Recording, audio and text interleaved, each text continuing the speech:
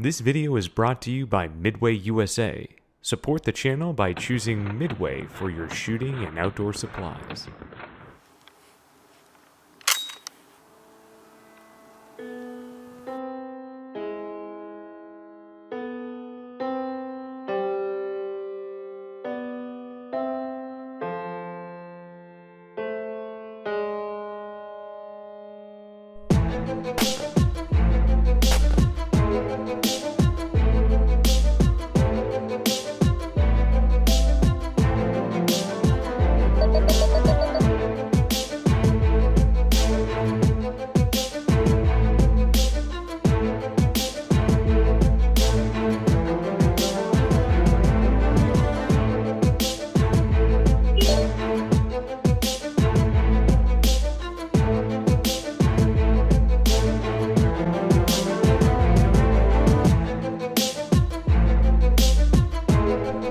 Straight from the U.S. arsenal, this is an unmolested World War II era M1 Carbine.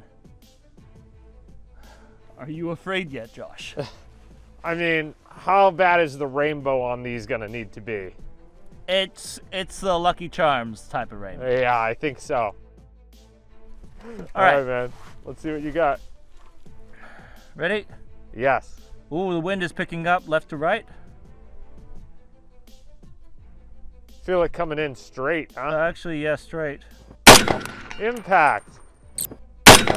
Dead center. Ooh, delicious gunpowder. You can smell it. The aroma is different.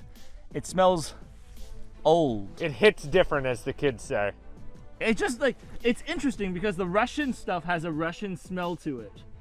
The modern American stuff has a modern American smell to it. This does not smell anything that close to what we know. Nope. All right, 200. Impact, bottom right. Nice. So both of those I had to aim at the head already. Oh no. Yeah. Okay, 250. Yeah, that was like a full half a target short already. Okay, I'm gonna bump it up to the long range sight. Oh no. That was a hit. Bottom left of the target in the low left quadrant, maybe 3 inches low, 2 inches left. Impact. Okay. I'm on it, 3. 3, okay, got it. Ready? Yes.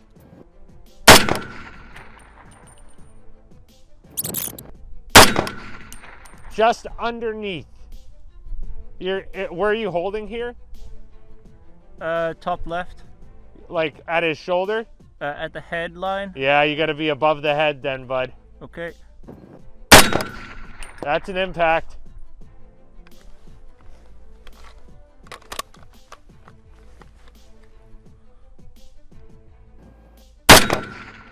Impact. Ooh, all right. I wonder if that hit the stake above his head. Do you think so? It's possible. Just because of how the target moved. Okay. But look, I think we acknowledge that that's pretty close if you hit the stake above his head. Yeah. Henry, you have some friends. Oh no. Those friends are directly behind the 350 and 400 yard targets. Of course, they would choose the one rifle that is the most precise at long range.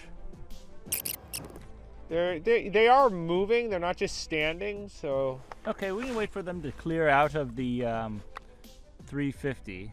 And in the meantime, I'll talk to you about the my thoughts because as I sort of alluded to, Josh and I have had this conversation earlier off camera.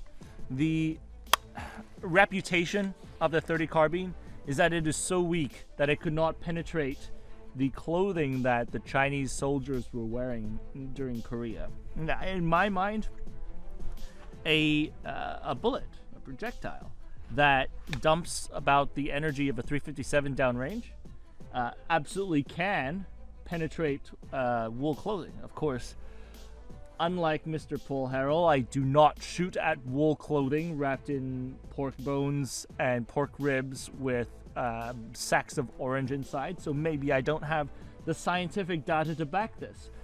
But in my mind, a 357-ish velocity, a 30 carbine bullet absolutely can penetrate your goddamn Chinese wool jackets.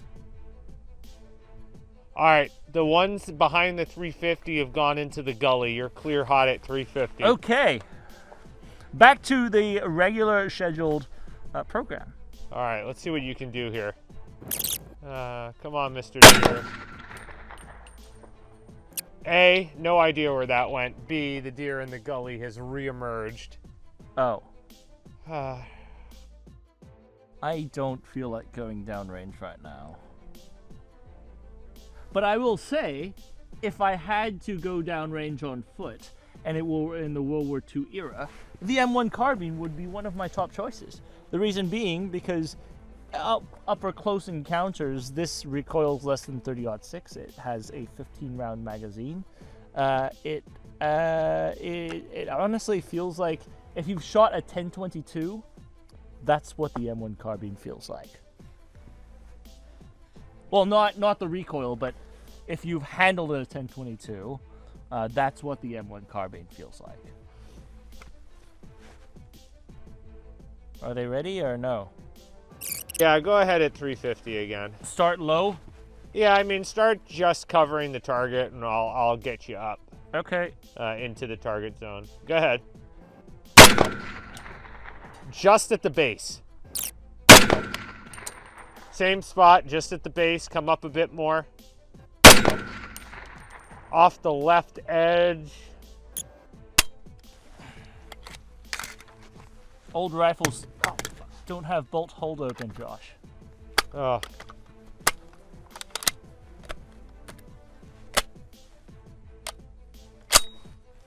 Okay. Just off the left, like scraped by on the left edge. Impact. Just underneath it. Just low. Really? Bottom edge, yeah, bottom edge. Oh, so that was not a hit? Neither of the last two shots were a hit. Bottom edge. Just off the left side.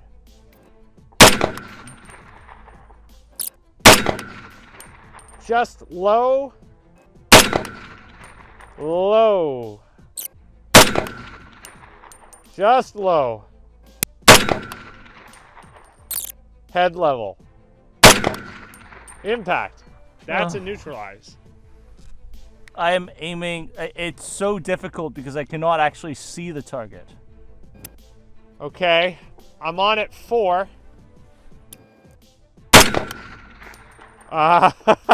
Like 25 yards short. Okay, that was at the base of the berm.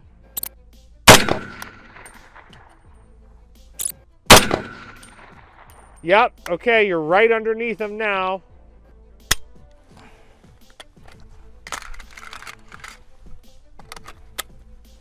All right. Trying to dial it up with my Mark 1 eyeballs, man. Yeah, get that elevation up there, baby. That was over his head at the top of the berm. Come, split the difference, split the difference.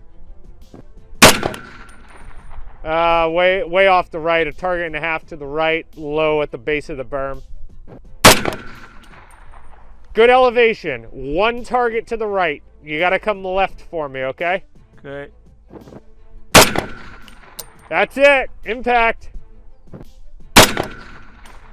Just off the left, maybe half a target at his shoulder level. Yeah, off the left again on that one.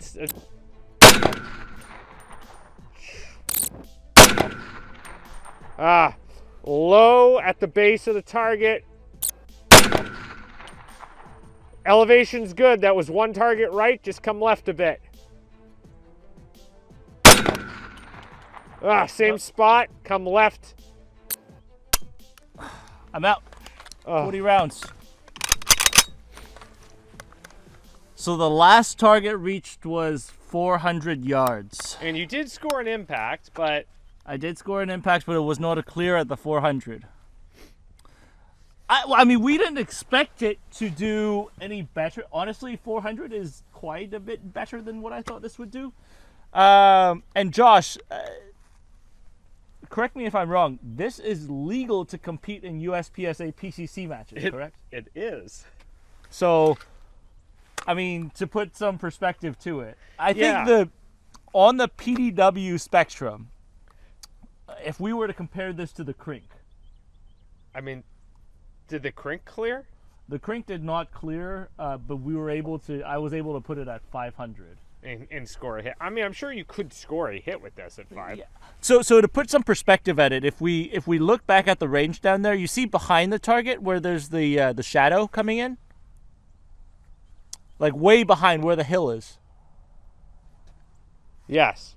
That shadow line right underneath it was where I was holding the elevation with a long-range sight on this thing. I would love to see this overlaid with a sight post to show people why. Because I think there's probably going to be some misconceptions as to, well, why couldn't you hit with this? Like, the round is capable of getting there clearly. And it's like, I mean, the round is capable of getting there. You shot it it's there. A pretty drastic drop, but yeah, sure, Yeah. okay. But, I mean, look, the point of the M1 Carbine was not to shoot at longer range engagements. The point of the PDW was for rear echelon guys to actually use it to engage if they came under attack. Now, granted, once it was adopted, when many soldiers got their hands on them, they realized this is actually a really handy rifle for very effective combat engagement distances. In fact, I think it should be said that because Kalashnikov himself based the 7.6239 round partially also on the 30 carbine round, and of course the Sturmgewehr 7.92-33 cartridge, this did have influence on what would become the Kalashnikov later on. Part of it, though, it was an acknowledgement that potentially your combat distances for this being closer may not be a detriment if your role is to not engage in those longer distances. So for me, I am fond of this particular rifle. It is antiquated for modern day standards. However, you need to think of it in these terms. This is a World War II era production carbine. It was made in the 40s. It's very difficult to find something in the 40s that would still be relevant today. However, if you were to drop this in the hands of, like, let's say, like a law enforcement officer, Josh, just like to substitute that Mini 14 role for shorter range engagements, I'm not saying that I would choose this over a 5.56. But I would choose this over a pistol for damn sure. If I were looking at any engagements at the 200-300 meter range, like if I had 200 would be probably my top end for this. Yeah. But what are you talking about in terms of modern carry standards and engagement? Yeah. Mm-hmm.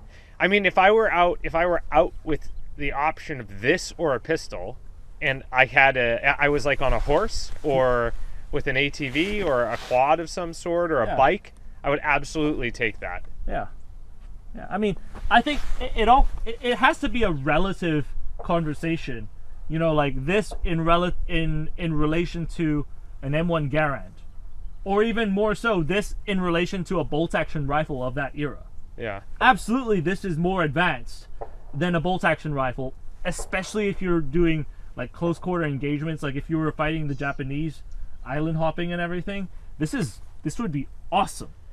Yeah, I would agree with that for sure. But anyways, shall we take this back to the warmer climate?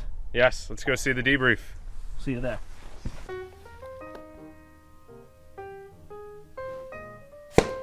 Well, hello there. You must have caught us at the battalion field headquarters as we were about to break for lunch. Now we're trying to not have the MREs. I hear the boys in the field are quite fond of them. I hope you're enjoying the show thus far. Shows like this, they're brought to you by Slate Black Industries.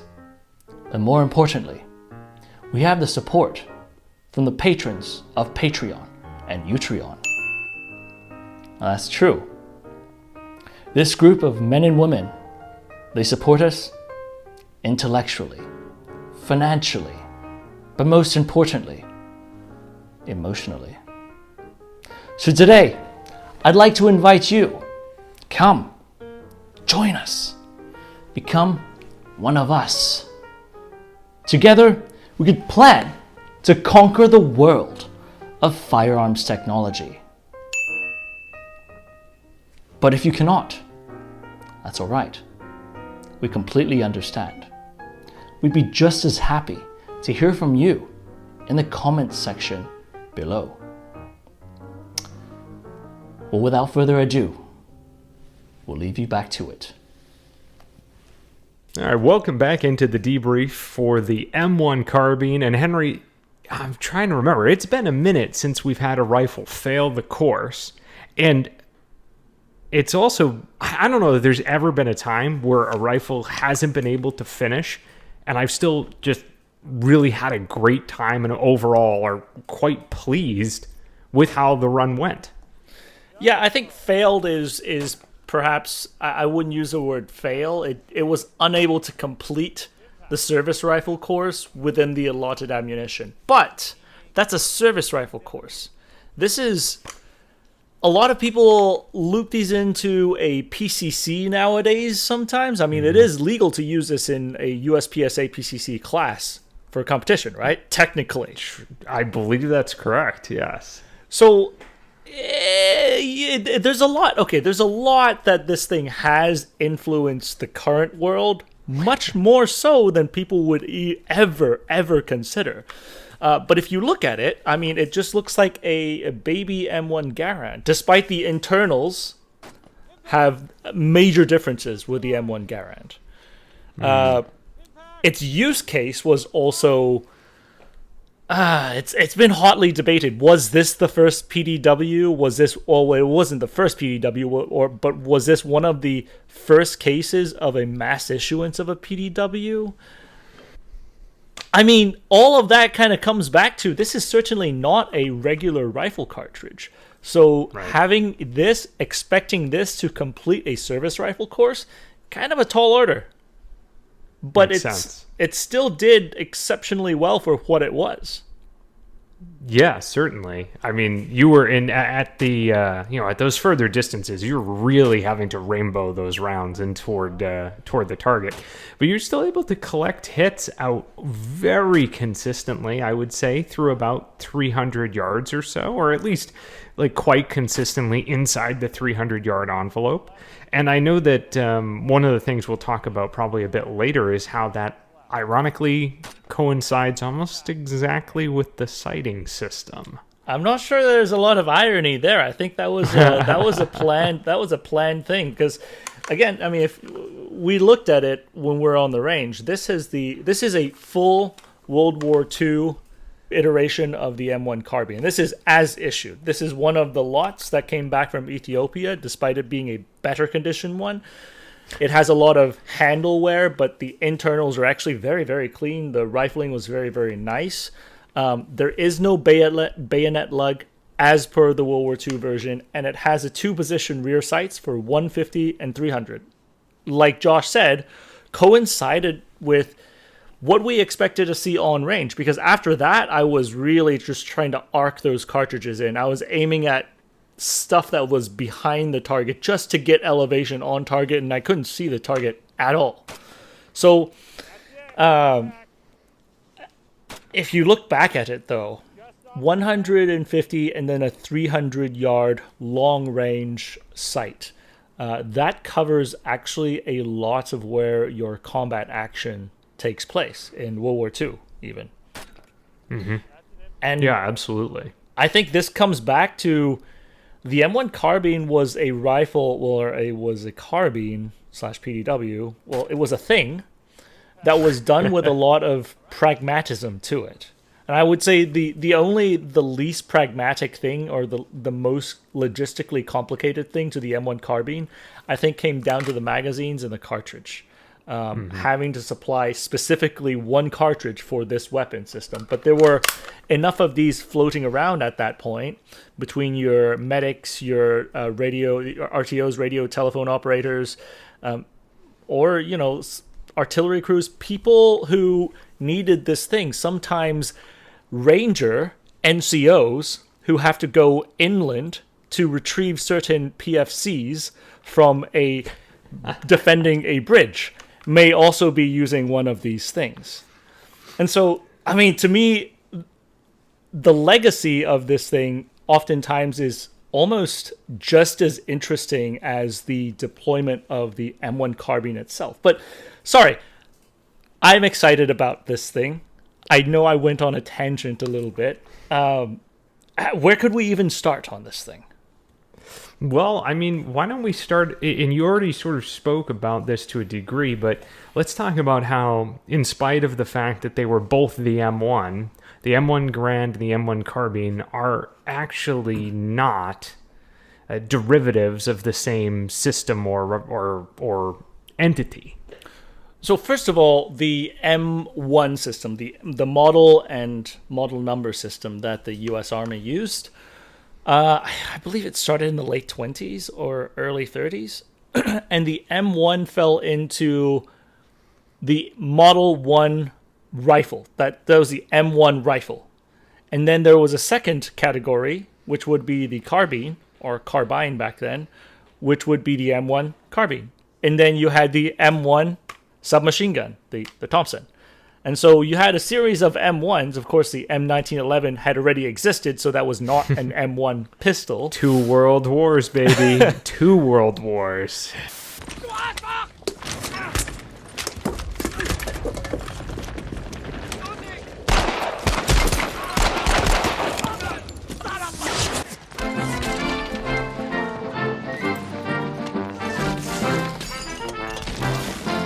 And so I have it back here. I'll flex it a little bit, but yeah, you had essentially both of them were under the first model for 2 separate line items or groups of categories of rifles, of small arms.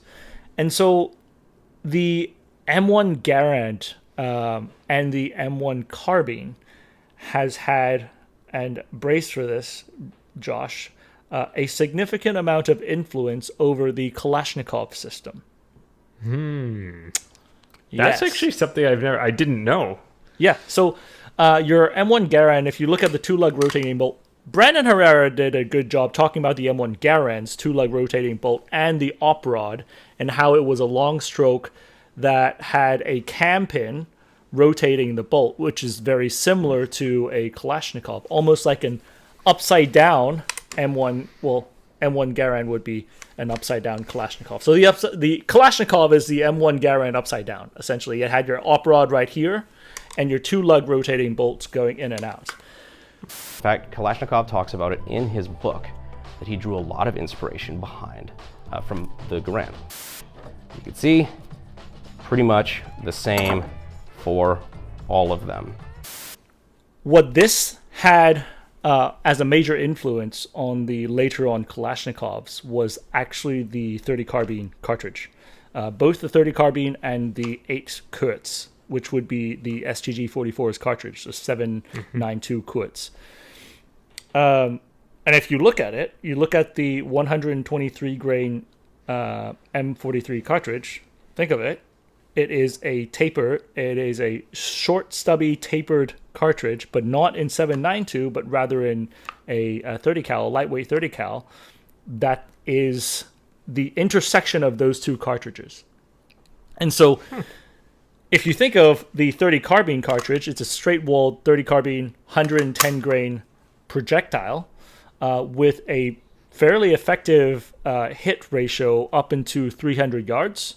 really covering a bulk of your combat ranges right there, because anything exceeding that, you would expect that person to have an M1 Garand, or an M250 or a 1919 machine gun to cover any longer distances. Notice I didn't say the M1903A4 sniper rifle, because it actually was less common than people would have thought back then. I digress. This thing did cover that immediate bubble of the combat range. And quite frankly, Josh, I've said it. If I were someone in World War II, or let's face it, if I were in World War II, I would probably be fighting on the Far East side and picking these things up. In going into, either island hopping or doing urban operations, like close room, like house-to-house combat, instead of using an M1 Garand or, heaven forbid, a 1903 like the Marines were using, bolt-action rifles in the Pacific, I would much rather have something like this. This is a really good compromise between getting that 300-meter hit if you needed to, but then light enough to really be able to flex when you're going through short and compact and vehicle operations and little small, more modern mechanized style of fighting than the World War I style of fighting. But I went off of a tangent there because I'm excited about these things. The M1 Carbine, however, compared to the M1 Garand, outside of the sight changes, and yes, the bolt and the op rod looks like how an M1 Garand works, but the gas system is completely different. It is not a long stroke style gas system like the M1 Garand. It has a short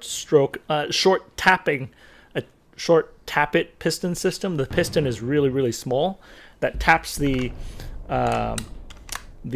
op rod backwards. And so while the troops with the M1 Garand were issued with corrosive M2 ball ammunition, which was actually not a bad thing if you had logistical challenges, because the corrosive primers are actually more robust. They stand up to time a lot better. They are a lot more reliable in wet, jungly conditions, I suppose. The M1 Carbine, because of the gas system, was never issued with corrosive ammunition, ever. So typically, if you look at rifles that were shooting M1 Carbine, the bores are usually better, and the gas system is usually preserved a little bit better. That said, that's typically not a huge issue, because unless your rifle was rotting in the Philippine jungle for a while, the M1 Garand was typically used by professional or semi-professionally trained troops that would clean their bores. So you didn't see things like the Mosin Nagant's bore rot nearly as much as on the M1 Garand as you did on the Mosin. But on this, you did not even have that issue. Later on, the World War II versions, the Korean War versions, they updated the sights to where it would push like a 100, 200, 250, and 300 yard distance on a sliding sight. And then they added a bayonet lug. And of course, there's also the paratrooper version that was canceled by the time the Korean War was around. But those are the general variations of the semi-auto versions. There was a select fire M2 Carbine, and there's longer magazines that go with that. So when you're looking at the M1 Carbine, the interesting thing to add to that is you also saw it in some places that you wouldn't expect. Like the Koreans used a lot of M1 Carbines. I think a lot of people know that, but occupied Germany and post-war Germany actually used a lot of these things for their police forces. This was an exceptionally popular police pre-MP5, pre-M16 Yeah, that actually makes era. a lot of sense. Yeah, right? That makes a lot of sense. Like stateside, this thing was actually very popular with law enforcement as well. In the Philippines, they also had a lot of these bad boys. And so you saw a lot, this thing, as a small carbine itself, it had a really lasting legacy in the world of small arms, and it filled that hole between, and it was designed to fill that hole between the pistol and the rifle. And so as far as the applications, I think nowadays a lot of us start forgetting that these things had it is a small rifle with a large footprint worldwide. We start to forget these things because we don't see them around very often anymore. But still, when the chance came up and I found this one, which was a World War II all original condition version. It's an inland. It's not something special like a Rockola or whatever, but I wanted something from the greatest generation to keep around. I thought it was really neat because of that lasting legacy that the cartridge and the carbine itself had left on the firearms community. Sorry, that was a huge explanation to this. I know. I love this thing. That's why. Let's talk about the shootability of the platform then a bit, because within sort of like modern context of shooting it next to other PDWs, most of those are shooting either a rifle caliber or a pistol caliber. And the rifle calibers that most of the PDWs that we've gone through in our entire classification and explanation video are usually things like 5.56 or other 22 caliber rifle cartridges, generally speaking.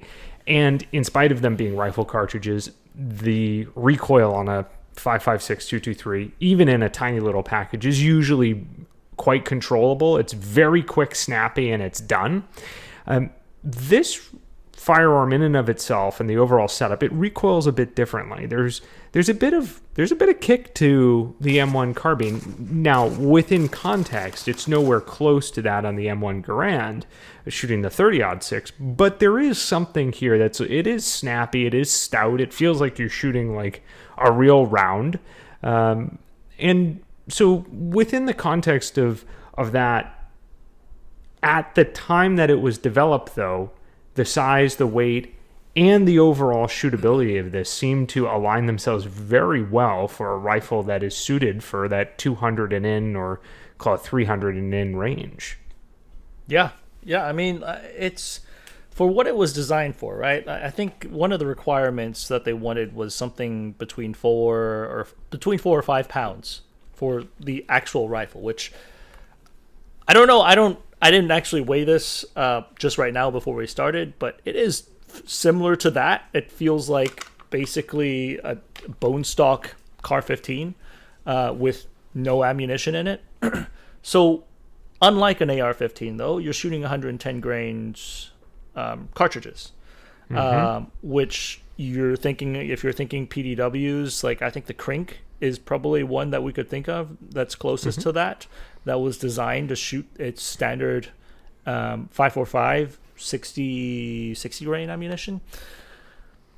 That's going to recoil less than 110 grains. I think it all comes down to, relatively what are we comparing it to. For its era, if you compare it to everything that's in the arsenal, this thing it fits that gap in between everything exceedingly well.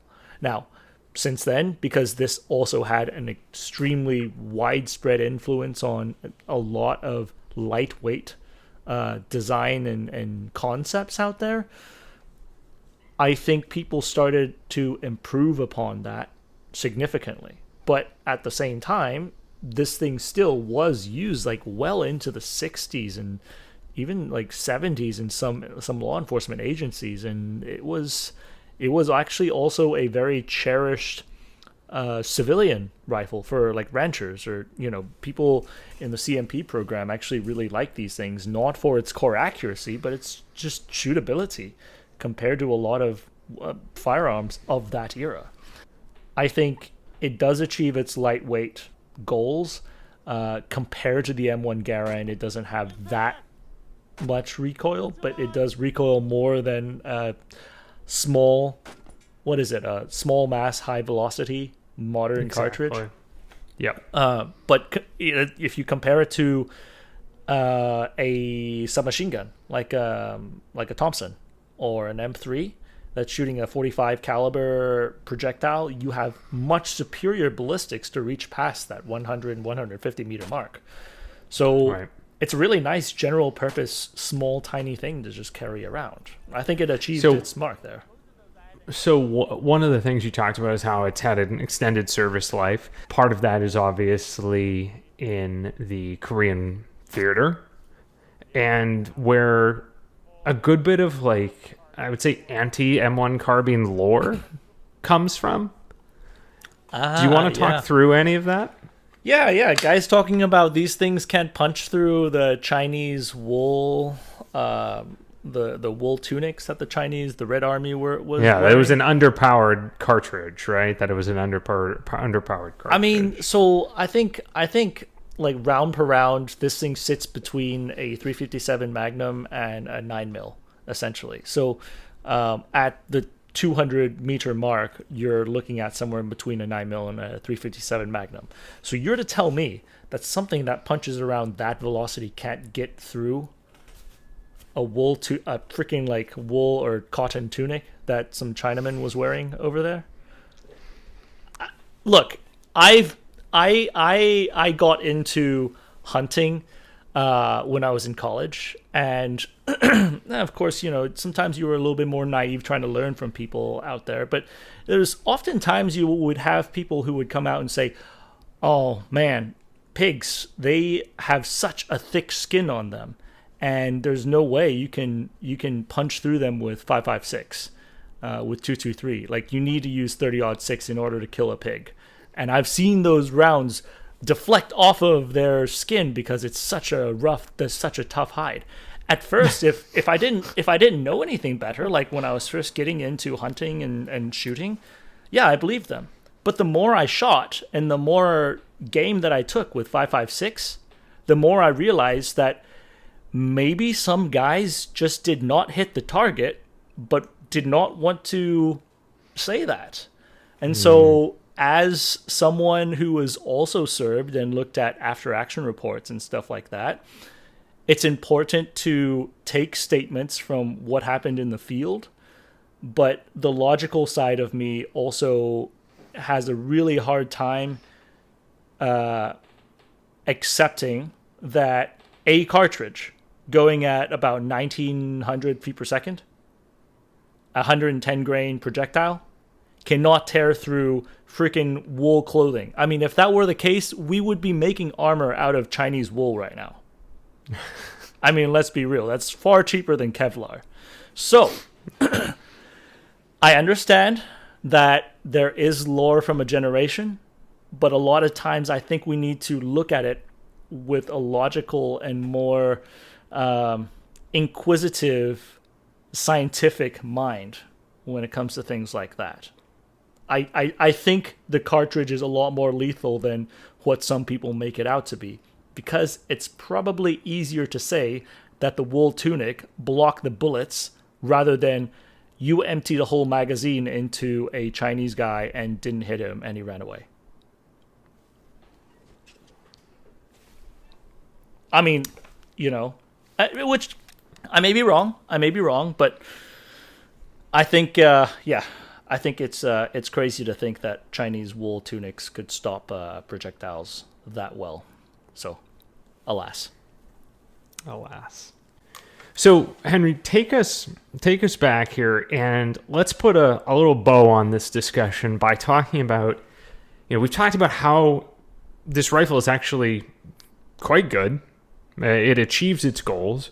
But one of the things we haven't gone over is how impressive it is that this rifle did achieve these goals and did hit the mark based off of its extremely unique development cycle.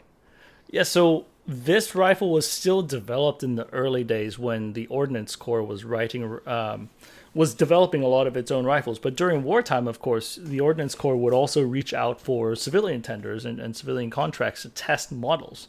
And this was developed. When this was developed, the initial concept was rejected. I forget why. I may do a little bit of follow-up to add some more meat to that.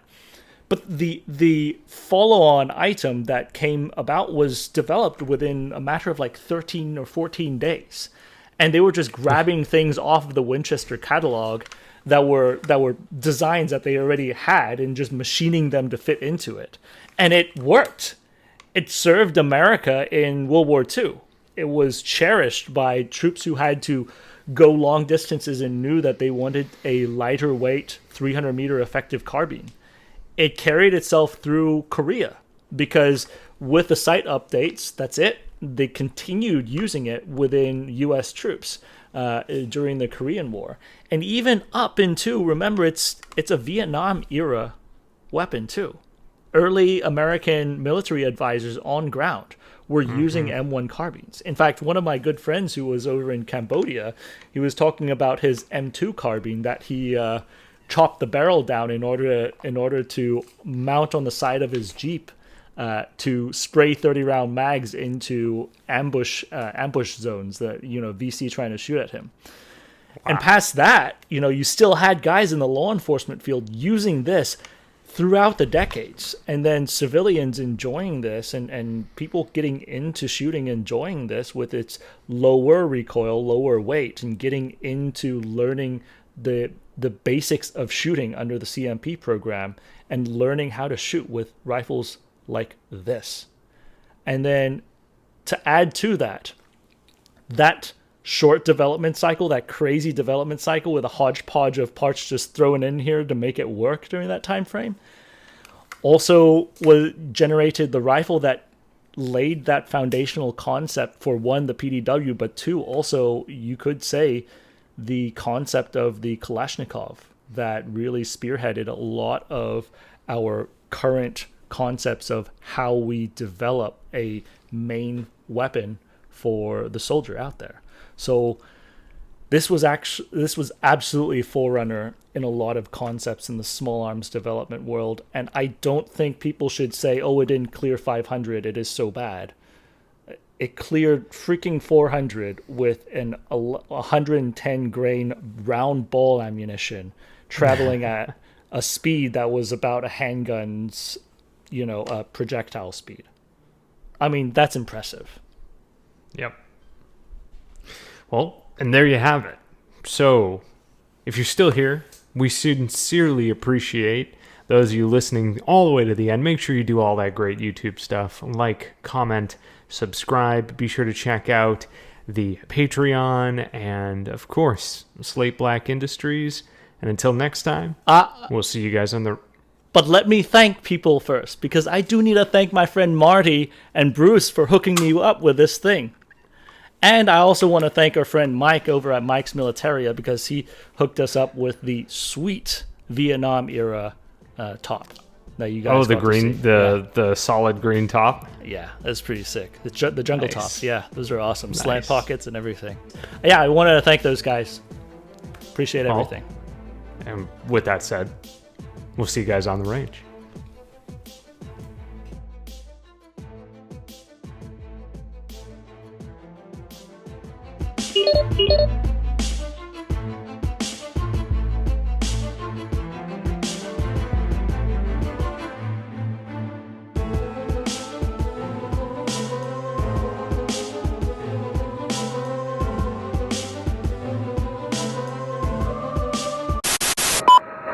This is Steel 96, 4 Vic, 8 packs, red con 1, green and green. How copy, over? Steel 96, this is 716, roger, over.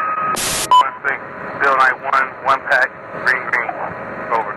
This is 716, roger, over. 16, Steel 92, 1 Victor, 2 packs, red con 1, over.